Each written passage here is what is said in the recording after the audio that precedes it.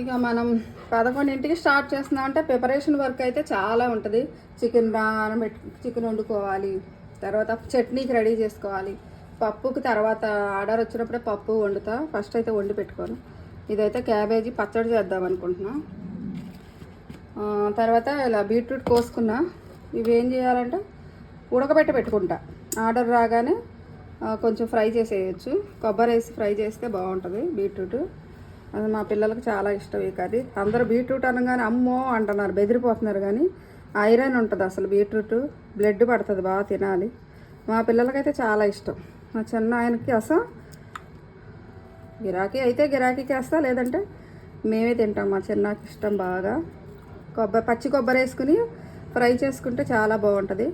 పచ్చి కొబ్బరి లేకపోతే ఎండు కొబ్బరి వేసుకోవచ్చు, కానీ పచ్చి కొబ్బరితో అది కాంబినేషను అదిరిపోద్ది అనమాట.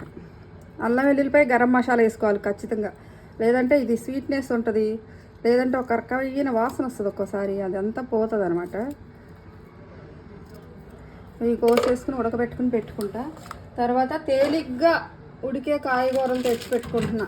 అప్పటికప్పుడు అయిపోవాలంటే ఇది కుక్కర్లో వండుకునే కర్రీ. దీనికి కూడా అల్లం వెల్లుల్లిపై పేస్ట్ గరం మసాలా వేయాలి.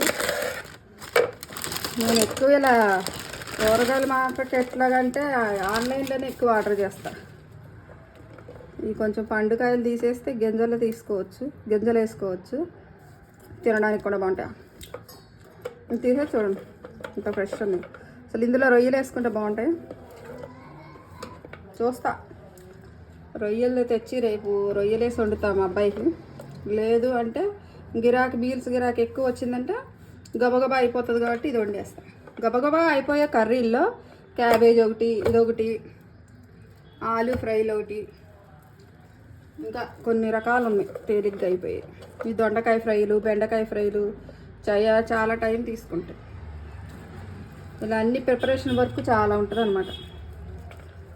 క్రౌడ్ కిచెన్ గురించి జొమాటోలో చేయాలని చాలామంది అడుగుతున్నారు. కానీ నేను ఫస్ట్ ఫుడ్ లైసెన్స్ తీసుకోవాలి, వీడియో పెట్టాను చాలా, ఫుడ్ లైసెన్స్ తీసుకోవాలి ఫస్ట్ అని. ఆ వీడియో ఎవరో చూడట్లేదు. అయితే నేను ఇలా లైవ్ వీడియోలు పెట్టినప్పుడు మధ్యలో వచ్చి అడగండి,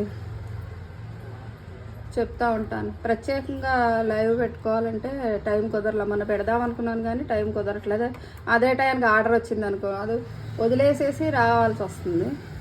అందుకని నేను ఆ లైవ్ వీడియోలు పెడతానే ఉంటాను రోజుకొకటన్నా. ఆ టైంలో మీరు క్వశ్చన్లు ఏమన్నా అడగాలంటే అడిగేయండి.